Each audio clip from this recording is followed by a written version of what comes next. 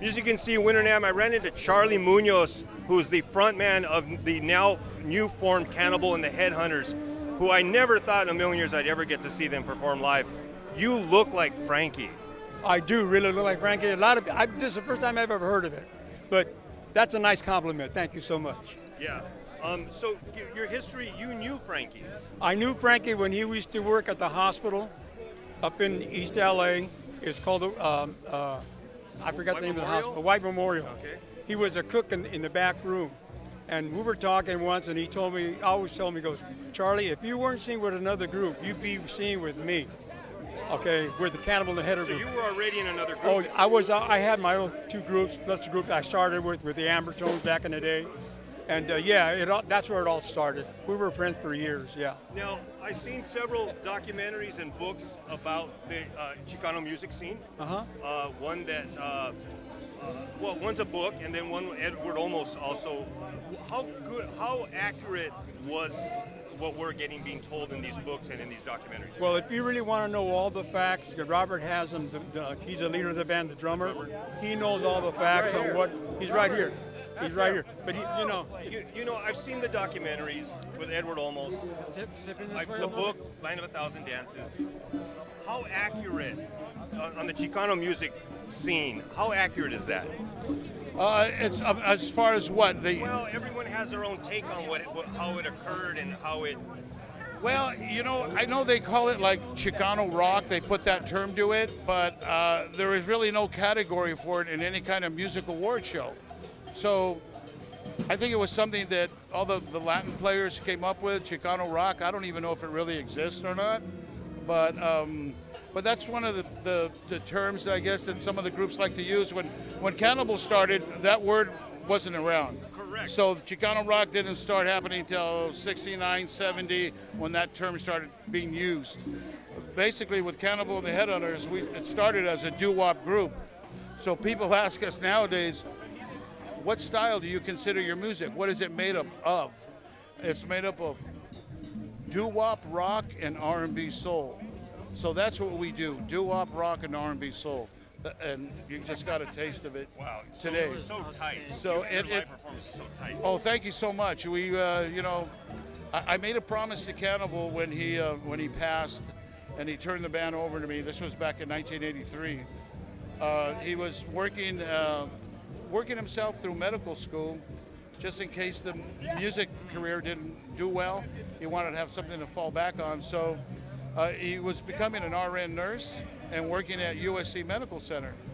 And in the laboratory that they were doing research on AIDS, he got pricked by an infected needle. And that's how he contracted the AIDS virus. He was a gay man, and a lot of people... Frankie was? Yeah, he was a gay man, and they thought maybe it was from him being promiscuous or something, but no, he was being real careful. Interesting. And isn't it strange that after being as safe as he was, he got pricked by an infected needle in the laboratory he was working on? Not just him, but 2 other people as well. So three people had contracted it, and he dealt with it for 13 years, and eventually took his life on January 21st of 1996. Oh, 96. 1996, yeah. We were on tour when it happened, so we weren't able to make it back in time for his services. But every show that we do, we dedicate it to his memory. I mean, this is our legacy too. We carry the history, and I've been doing this thing since I was 15 years old. So I've been here way over 5.5 decades or so. So it's been quite a number of years. So the doo-wop band, when they would go on the road, they needed a real band. Well, you were there. The King Curtis band was the band that backed them up when Frankie did the Beatles tour. But that was the deciding factor that he wanted to create his own band, his own rhythm section. That's when I came into play. So there was various groups that would back him up at whatever shows they were at. And although King Curtis was a fantastic group, they just didn't do the song very well. And Paul, I remember telling Paul, we were on the road with Denny Lane, and I told Denny about the recording from Shea Stadium, and he did ask Paul about it, and Paul McCartney told him that he'll never release it because it sounds terrible. It's just really bad. I got a chance to hear it one time. It was bad. So because of the backup band. The backup band just didn't quite capture what Frankie wanted and what his idea was. And I'm sure you heard the story of him forgetting the lyrics to the words. That's where the na na na came from, right? right? That's all folklore. That is that's a fabricated You know how story. many times I've told that story? Well, it's a fabricated story. What happened was Frankie was working with a group called the Rhythm Playboys. This is way before Cannibal and the Headhunters even existed. And they used to do Chris Kenner's version of Land of a Thousand Dances. Chris Kenner wrote it. I thought Wilson Pickett wrote it. No, Wilson Pickett did it after us in '67. Chris Kenner wrote it in 1963. Didn't have a hook. He released it. It didn't do very well. Chris Kenner contacted Fats Domino and said, "Hey, would you help me out to try to find a hook for this song?" So they tried to work something out. Couldn't come up with a hook. Frankie used to warm up with a vocal lick, na na na na na na na. He wanted to stick that into the song, and at a rehearsal is when he brought in the na na na phrase to Land of a Thousand Dances. So between the owner of Rampart Records, Eddie Davis, and Cannibal, decided to fabricate a story to say he forgot the lyrics, and it was all to help create a mysterious thing with the song and help it push it along, which it did. But it wasn't until later in the 70s where Frankie, at one of the shows, Mike Love referred to Frankie, and the Beatles referred to Frankie as the Mexican lad, and who forgot the lyrics. And that used to bother him, because he goes, "Man, I never should have told that story, because I never forgot the lyrics. That was an actual something that I actually wanted to put into the song." So he kind of regretted doing that. So there is a movie. There is a movie coming out about our group. It's already in production. Documentary or biopic? No, it's a movie. We have the script. Everything has been done, so in about another month or so, we have one more reading over at a place called Critical Content in Burbank. But that movie's going to tell the story exactly how everything was laid out, and everybody gets to see the truth on exactly how it happened. That's cool. So yeah.